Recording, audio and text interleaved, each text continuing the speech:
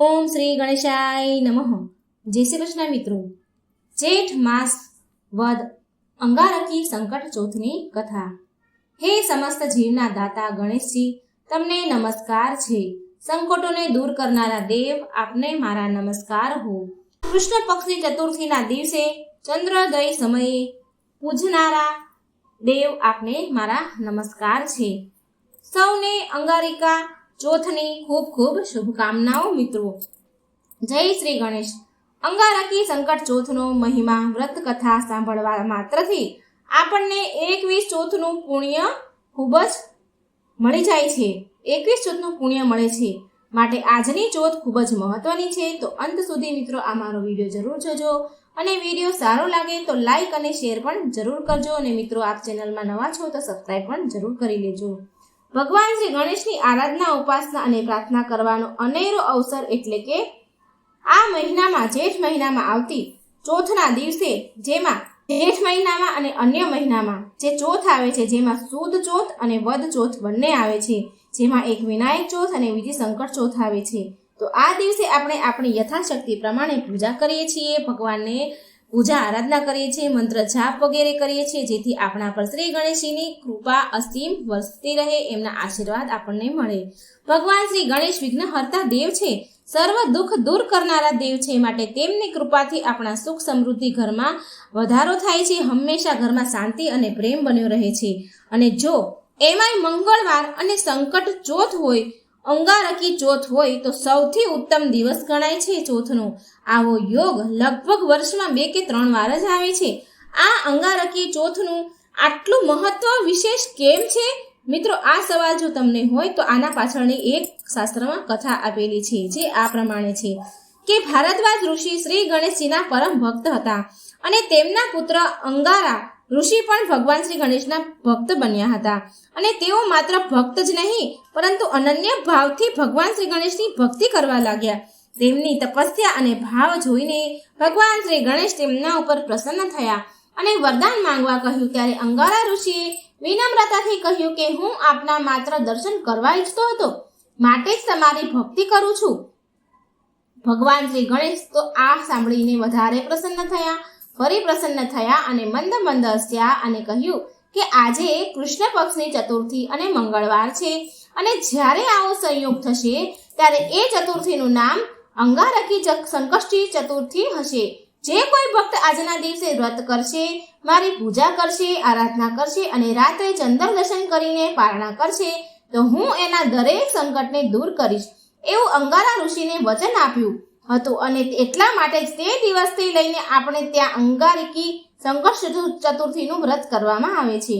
આજના દિવસે વિશેષ ઉઠીને સવારે ઉઠી સૂર્યોદય પહેલા ઉઠી સ્નાન આદિ પરવારી સૂર્યનારાયણને જળ અર્પણ કરીને આપણા સહુના ઘરમાં ભગવાન શ્રી ગણેશનો ફોટો તો હોય જ છે, તો તેની પૂજા કરવી, ભગવાન શ્રી ગણેશને સ્નાન કરાવવું, જનોઈ પહેરાવી, વસ્ત્ર પહેરાવા, તેમને ફૂલ અર્પણ કરવા, દુર્વા અર્પણ કરવાના, પ્રસાદમાં લાડુનો ભોગ ધરાવવો, મોદક ધરાવવા, અને જો લાડુનો પ્રસાદ ન તમે ધરી શકો તો અન્ય કોઈ પણ સૂકા મેવા કે અન્ય પ્રસાદ પણ ધરી શકાય છે. પણ એક વાતનું મિત્રો ખાસ ધ્યાન રાખવું કે ભગવાન શ્રી ગણેશની પૂજામાં તુલસીજીનો ઉપયોગ ક્યારેય કરવો નહીં, તથા પૂજા કરતી વખતે કાળા રંગના વસ્ત્ર પણ પહેરવા નહીં. બની શકે તો ગણેશ ભગવાનના મંત્રના જાપ આ દિવસે જેટલા બની શકે એટલા કરવા. જેટલી તમારા શક્ય હોય એટલી માળા કરો તો વધુ ઉત્તમ છે. ઓમ ગંગ ગંગ ગણપતિએ નમઃના જરૂર મંત્રના જાપ કરવા. ભગવાન શ્રી ગણેશને ઘી ગોળ અતિ પ્રિય છે, માટે ઘી ગોળનો પ્રસાદ પણ ધરવો. કહેવાય છે કે જેની કુંડળીમાં મંગળ ભારે હોય, નબળો હોય, તો તેને અંગારકી ચોથનું વ્રત કરવું જોઈએ, જેથી તેમને ઉત્તમ ફળ મળે અને તેની કુંડળીમાં રહેલો મંગળ દોષ ભગવાન શ્રી ગણેશના આશીર્વાદથી તે દૂર થઈ જાય. આજના દિવસે પૂજા ઉપરાંત આ ચોથની કથા સાંભળવાની પણ ખૂબ મહિમા છે. ભગવાન શ્રી ગણેશના પાઠ કરવાના, મંત્ર જાપ કરવા, સવાર સાંજ કોઈ પણ સમયે ભગવાન ગણેશજીના મંદિરે દર્શન કરવા બની શકે તો જવું જોઈએ. રાત્રે ચંદ્રોદય થાય તે સમયે ચંદ્રમાના દર્શન કરવા. જેના આજનો સમય છે, આજે જેઠ વદના દિવસે સંકટ ચતુર્થીના દિવસને આજે ચંદ્ર દર્શનનો સમય છે. ગુજરાતમાં રાત્રે 10:36 માટે જ્યારે પણ ચંદ્ર દર્શન થાય ત્યારે ચંદ્રદેવને અર્ધી આપવી અને અર્ધી આપતી વખતે એ ખાસ ધ્યાન રાખવું કે અર્ધી આપતી વખતે એ જળ આપણા પગ પર પડે નહીં, કારણ કે આ ખૂબ જ પવિત્ર જળ છે. ચંદ્ર દર્શન કર્યા પછી ભગવાન શ્રી ગણેશને પ્રાર્થના કરવી કે આ વ્રતમાં ભગવાન શ્રી ગણેશ, જો મારાથી કોઈ ભૂલચૂક થઈ ગઈ હોય તો અમને માફ કરજો, આમ માફી માંગવી. અને જો કે ઈચ્છા હોય તમારી, જે ઈચ્છા મનોકામનાથી તમે એ વ્રત રહ્યા હોય એ વ્રત મનોકામના ભગવાન સામે વ્યક્ત કરવી અને પછી ટૂંક સમયમાં જ ભગવાન આપણી આ મનોકામના પૂરી કરે છે. આટલું બધું આ વ્રતનો પ્રભાવ છે, મહિમા છે. અંગારિકા ચોથ સવારે સૂર્યોદયથી લઈને સાંજે ચંદ્ર દર્શન સુધી આનું વ્રત કરવાનું હોય છે.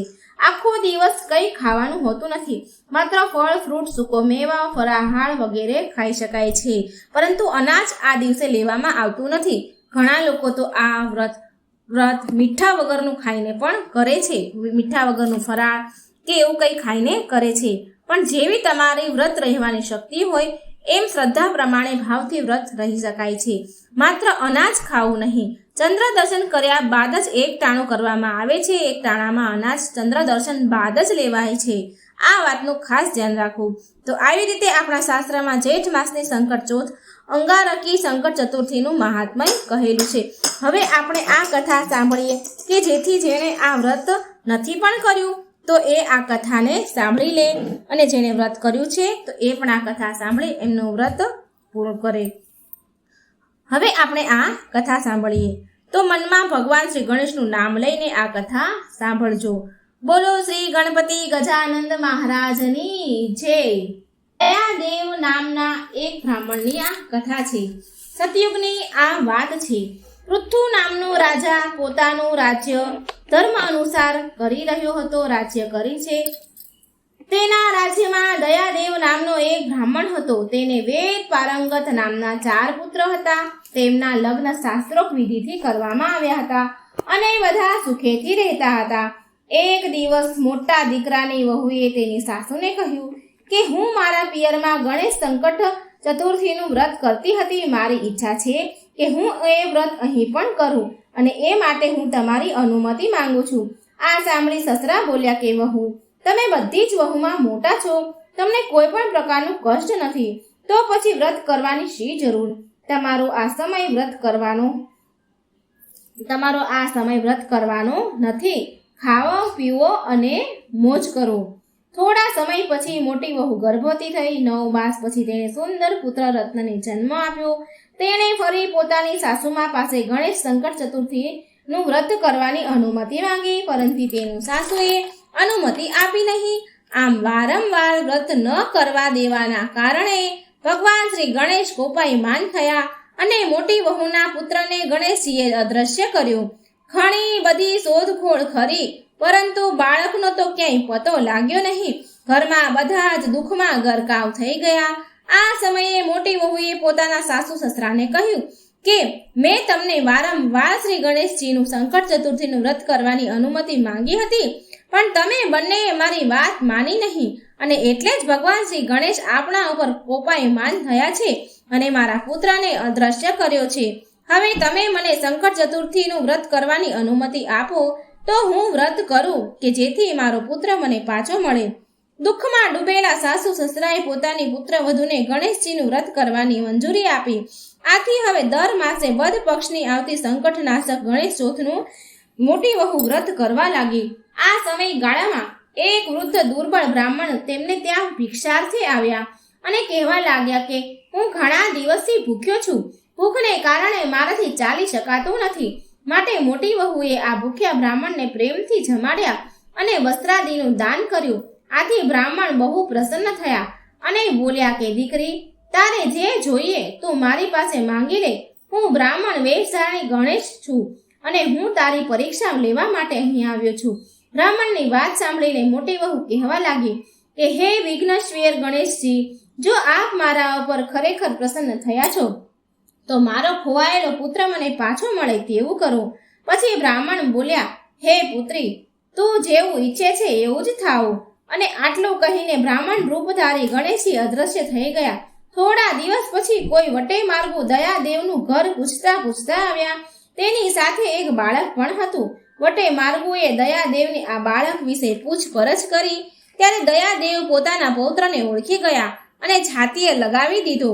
પોતે ગદગદ થઈ ગયા અને ઘરના બધાને એકદમ ભેગા કરી પુત્ર પૌત્ર મળ્યાની જાણકારી આપી.